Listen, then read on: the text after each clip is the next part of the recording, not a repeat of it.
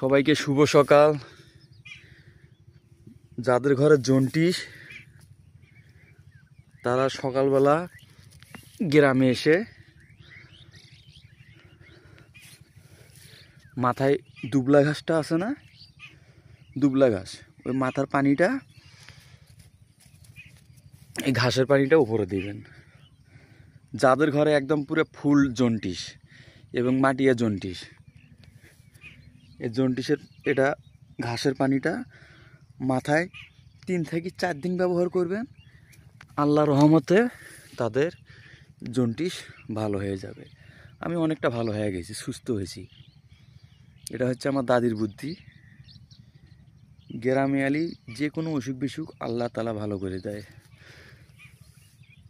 তো আমার ভিডিওটা সবাই দেখবেন এবং শেয়ার করবেন, লাইক কমেন্ট করবেন, এবং যাদের ঘরে জন্ডিস এই ঘাসের পানিটা দিবা।